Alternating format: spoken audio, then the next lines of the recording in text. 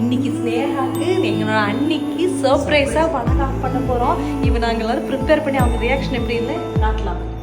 தாய்மை வாழ்கென தூய செந்தமிழ் ஆரீரா என்னோட சொந்த சேலை நான் அதுக்காக போறேன்.